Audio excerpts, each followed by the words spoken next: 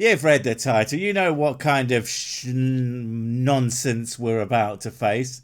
I nearly made a poop reference there, but I restrained myself. Because with a title like that kind of stuff is just going to come out of me like a hot torrent of dioxide. Carbon dioxide, yeah, because I breathe out a lot. And breaths come in hot torrents, right? Just go with it. But yeah, that title. See, usually I go for something I find funny or somewhat accurate and succinct, or a play on the original title, sometimes a combination of all of those. But this video's original title, man, it was just too perfect. I'm not changing a word. Thanks, Roger. Oh yeah, guess who it is? Okay, my friends, special treat today. Yes, it is. And if I didn't know any better, I would swear you are taking all kinds of Michaels with this. Unless, of course, bows are a special kind of tasty treat that I haven't heard of. Perhaps called something like yummy cookies. You know, like how bull's testes are called sweetbread. For reasons I can only assume is to trick people into ordering them at fancy restaurants. It's diabolical! We're going to go over the different structures of deterioration as lungs deteriorate. Well, they deteriorate from here up this way until... Roger, that's a pile of rocks. Like, I wouldn't mind. I know you like to point at random rocks and go, hey, that looks like a foot or a spine or anything like that. But that doesn't look like any lung I have ever seen. And I have seen a lot of them. What else am I supposed to build my hot air balloon out of? Final deterioration. Same thing here. Fingers, toes. Now, again, those are just little piles of rocks. Not fingers, not toes, not lungs or rib cages or whatever. They are rocks. Now, they could contain fossils, sure. At least if they're the right kind of rocks, I think. I don't know. What do I look like? A rockologist? Of course not. But I don't have to be to spot a rock. Because they are like right there. Before I do this, wait till you see this. I just got this from Tyson. Oh my god, it's my rocks. I am the surprised. Roger does love him some rocks. It's the guts of a giant. It's the guts of a giant. I mean, to my small idiot brain, it just looks like, well, yet more rocks, but I am completely sure that you have some remarkable evidence for that claim. Some kind of scans or maybe some samples that have been tested, and certainly not anything as asinine as, "I think it looked like it." No, not you, Roger. You would never do that to me, would you? Okay, stroke of luck. I just got this from Tyson. He went back and looked at some of his old stuff. Oh man, I'd completely forgotten about his weird edits. I don't know if he makes multiple smaller videos and stitches them together into a... well, coherent isn't the right word. A single video. Or if he takes parts from other longer vids that he's done and makes a different one for whatever reason. Look, whatever it is, goddamn it's confusing and makes what are already Z-tier quality content even goddamn worse. This is the guy's body right here. That's where his butt would have been. It's all caved in. That's the guts. Fell right out of there. See, it slid right down. There's his guts. I think the reason that I don't actively dislike Roger is that his enthusiasm for his nonsense is rather endearing.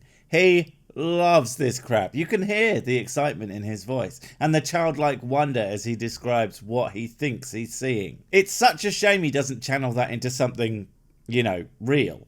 Personally, I find the actual science to be orders of magnitude more interesting than the made-up crap, because it, you know, works. And you can do things with it. Instead of going, hey, that looks like a giant, shrugging and then eating another pencil. Now back here is going to be his legs and his feet and so forth. Up there might be his head. Might be, yeah. Also, it might be his chest-mounted cannon. Or perhaps he didn't even have a head, and the whole body is actually a series of sentient flying alien chocolate bars that learn to walk and talk like a man to infiltrate human society. But it got the scale all wrong, so when they got here, just ended up tripping up and dying in the sand. Because the gravity was just too much for its giant chocolatey body. It could be basically anything we wanted to be in the land of imagination, and I can think up far more ludicrous crap than you. So does that mean I get to pretend that I'm right and a super smart boy researcher? I do hope so. Beats having to be handsome all the time. It's a real burden. But that is the chest, and you can see the bones. He's got other shots showing actual rib bones in here. Can you? Can you really? Because all I see is the side of a hill. And maybe that's just my caveman brain being unable to comprehend your super advanced space technology of pointing a bad camera at a cheap laptop running Ubuntu. And so all I see is what's actually there. Also, yeah, that's right. I know what Ubuntu is. I got the real nerd cred. I even know how to computers. I have downloaded my fair share of RAM in my time. And then that's the guts that fell right out. Well, yeah, of course, it's not like that's some kind of landslide or something. That is literally a gigantic man's intestines that for no goddamn reason have ever rotted away in the probably thousands and almost certainly hundreds of years humans have known about that location that is exposed to air, etc. I mean, how long does it take for a carcass to rot away to nothing anyway? It's got to be like 1 million, maybe 2 million years, right? Oh, it's like 8 to 12 years, and that's if it's buried fairly deeply underground. If not, it's like a month or so and he's just a big pile of goo and bones. No guts, no skin, no nothing. You just should not be seeing this thing on the surface. Also, fun fact, I am now on several government lists for looking up how long does it take a corpse to decompose. To be fair, it's not like I wasn't already on those same lists for all the eating people. All right, this is the best shot of his back. This is the guy's back. That's his chest. This is the breast meat up here. The breast meat. Oh, my lord, that's amazing. Okay, oh, good. Sure, Roger, that's breast meat. And if you see here, you have the rump, and that over there is the flank. This is where we keep all the tendies. And right back there, that's where you get chicken wings. God damn it, man. If I didn't know any better, I would swear you were the trolliest of trolls who ever trolled along Troll Street in Trolltown, USA. That's absolutely great. Give me more, it sustains me. All the guts fell down below, as we have seen. As we have seen, because you know, what you say is essentially law and can be considered no different than that reality stuff those damn geologists and biologists and all sorts of other scientists keep talking about. And don't get me started on the archaeologists. They think that the humans were shorter in ancient times. The fools. Everyone knows that malnutrition made them grow taller than a mountain. All right, this is a great shot of it. This is a colon. This is a rectum. This is your large intestine. Now, my large intestine? No, that's not what my large intestine looks like. In fact, any man, woman or child who bears witness to my system of mighty organs has been driven insane by its beauty. behold! As we go down, you see these blocks? Those blocks are the way it pushes the poop through your body. First off, are you made of Lego? Because you shouldn't have any blocks in your body unless you aren't just eating pencils but also children's building toys. And second, poop get pushed through the body. That's some funny shit. Now, this is just a pile of guts. This is your stomach and your... Your stomach, and your lung, and your liver, and your cement. You cannot live without your cement. How will you become beach rock giant? Large intestine, your small intestines, all of that stuff. But that's where the intestine goes down. It wraps all the way around and it comes out the other side and we'll see the small intestines. That's the large intestine, that one that has those lumps in it. And of course, Rogie is an expert in the lumps you find in the large intestine. He's extremely experienced in it. In fact, he's so good at the topic, it literally comes out of his face in a never-ending stream of him constantly talking infinite amounts of poop. Now, this is the small intestine. It's a much smoother looking a series. All right? And it runs all the way down the beach. Quick note. If you find somehow that your small intestines, large intestines, or, well, any part of your body resembles a pile of rocks on a beach, If by some miracle you aren't already dead and or not already in a hospital type location, seek medical assistance immediately, because you are in some really serious trouble for a multitude of reasons, not least of which it's probably the fact that you can see your insides. They are called insides for a reason, otherwise they would be called outsides. Although it's kind of a shame that people don't call their skin their outsides, because I have an itchy outsides sounds really dirty for some reason. And this is basically what it looks like when it's laying inside the body cavity. Very interesting. It looks nothing like what you showed us. That is fascinating. No, wait, it's the other one. It's ridiculous. And I genuinely cannot understand how a grown man would pursue this line of inquiry for more than about 5 seconds before discovering, wait, no, that's just a pile of rocks. Silly me. This is the giant fingertip that's on my property. The fingernail is actually perfect. It's still here. Not sure what to say to that. These giants are so goddamn common that you just have one on your property. Like, that's an extremely normal circumstance. And you know what? Great. Show it to us, up close and personal. Take your crappy little video camera outside and actually show us this fingertip. And show us, like, the bone and the tissue we would expect to see from a severed limb. Unless, of course, there is a reason you only show us a picture you took, probably with the stills function of the CrapCam TM, so it's nice and blurry, and then you put it up on your crap brand crap laptop to film again with Le Crappus Cameras. Almost as if you were full of... what did you call it again? It was a technical term. Pooped. Yes, thank you. That's the one. This was with the fingerprints. That's an actual fingerprints.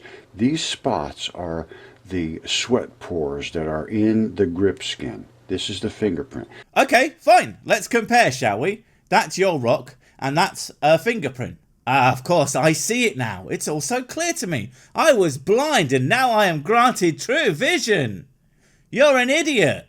That looks nothing like that. Like, even if you squint, they are markedly different. I mean, think about it like this. Your fingernail rock there, even if we were to take those vague channels to be the same channels as you would have on your finger, that would mean you would end up with fingertips that look like this. And I got news for you, Roger. Fingertips don't look like that. And yes, that's not 100% accurate to what that idea might look like, I'm sure.